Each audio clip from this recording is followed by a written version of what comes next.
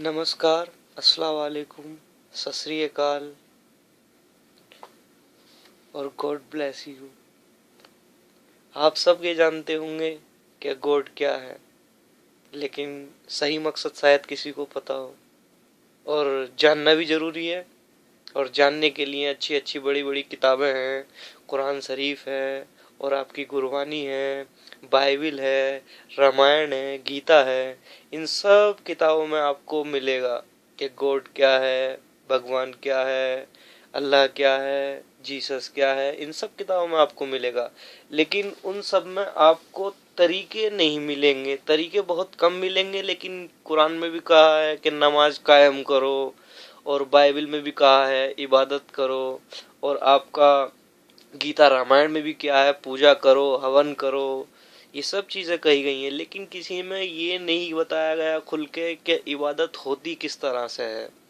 ये इंसान को खुद को देखना पड़ता है कि इबादत कैसे करनी पड़ती है। और फिर एक गुरु होता है जो बहुत ही महत्वपूर्ण और ज़रूरी और नेसेसरी है, कि वो बताएगा कि हमें कैसे वर्शिप पूजा करनी है। तो एक गुरु होता है जो बताता है हमें सारी चीज़ों के बारे में, कि देखो आपको ये प्रॉब्लम आएगी, इसको आप ध्यान में रखेगा कि आपसे कोई गलती ना हो इस तरह की जिससे आपको प्रॉब्लम आए आगे चल के, आप नहीं कर पाओ इबादत, या इस तरह से करो तो आपको ये फ़ायदा मिलेगा, आप जल्दी उस मुकाम पे पहुंचोगे, उस डेस्टिनेशन पे पहुंचोगे, उस मंजिल पे पहुंचोगे, कि आपकी इबादत भी बढ़िया होगी और आपको दिखेगा भी। तो इबादत बहुत ज़रूरी है। हम इस दुनिया में आए हैं, हम इस दुनिया में आए हैं इबादत करने के लिए और काम करने के लिए।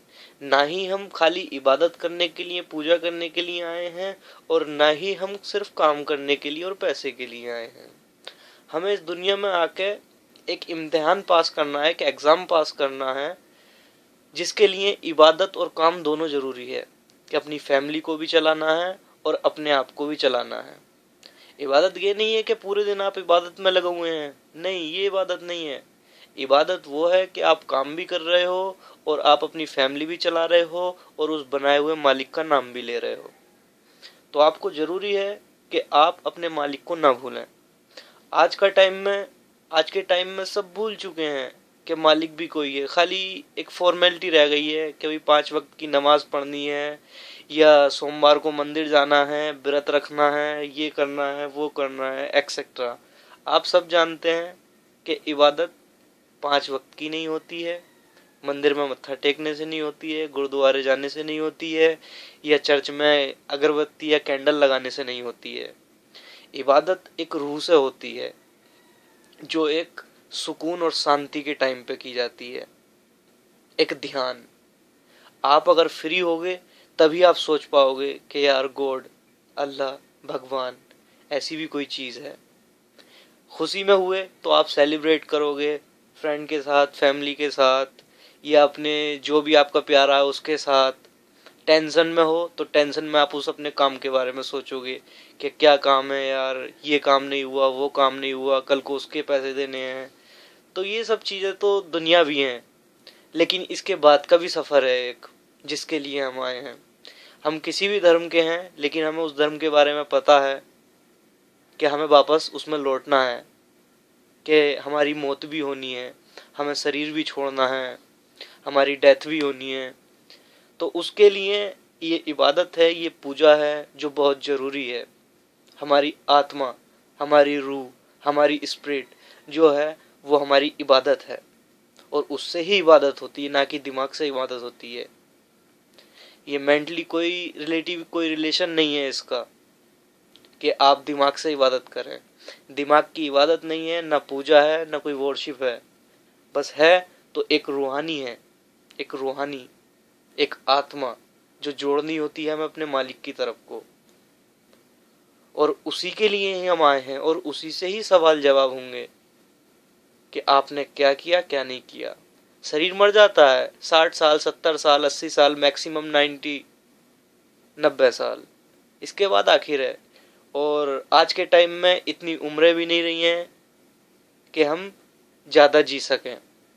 और कुरान में भी कहा है कि जवानी की नमाज अच्छी होती है, और उसमें अल्लाह सुनता है, भगवान सुनता है। तो जवानी की नमाज वही होती है कि जिस जवानी में आप गलत काम करते हो, गलत राह पे चलते हो, गलत रास्ते चुनते हो, चूज करते हो, तो उन्हीं रास्तों पे आप इबादत करें, थोड़ा सा ध्यान लगाएं अपने रब की तरफ को, अपने मालिक की तरफ को, जिसने आपको बनाया है और इस दुनिया में भेजा है।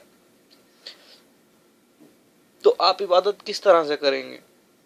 मंदिर में जाके, मस्जिद में जाके, या गुरुद्वारे में जाके, या चर्च में जाके? तो इन सब की इंसान को जरूरत नहीं है। ये खाली दुनिया है, ये दुनिया के लिए है, ये दुनिया के लिए है कि आप जाओ, आपके दिल को सुकून मिलेगा, शांति मिलेगी। लेकिन असली इबादत जो है, असली पूजा जो है, वो एक गुरु सिखाता है कि किस तरह से की जाती है। ये पूजा आपको नॉलेज भी देगी, आपका माइंड भी फ्रेश करेगी, आपको तेज दिमाग भी देगी, और आपको एक स्ट्रेंथ भी देगी, और आपको सोचने की शक्ति भी देगी, और आपको अपने अंदर की बात भी बताएगी, आपको सॉल्यूशन भी देगी, आपको हर चीज देगी। क्या चीज? आपका ध्यान। आपका ध्यान। आप इस ध्यान को जितना एक जगह लगाओगे, ये उतना काम करेगा, उतना बढ़िया काम करेगा। आप कोई भी स्टडी कर रहे हो, किसी भी कोर्स की, या कोई भी टेक्निकली, तो उसमें अगर आप एक जगह चलते हो तब आपको फायदा मिलेगा, आप उसमें सक्सेस होंगे, उसमें सक्सेसफुल हो जाएंगे आप, श्योरली 100% आप उसमें सक्सेस हो जाएंगे। लेकिन आप इधर उधर इधर उधर चलोगे तब आप सक्सेसफुल नहीं हो पाओगे कहीं भी, किसी भी चीज में। ना आप अपने वर्क में कंप्लीट हो सकते हो, ना आप अपनी इबादत पूजा में कंप्लीट हो सकते हो, यानी कि किसी भी चीज में आप कंप्लीट नहीं हो सकते अगर आप एक जगह टिके नहीं हो।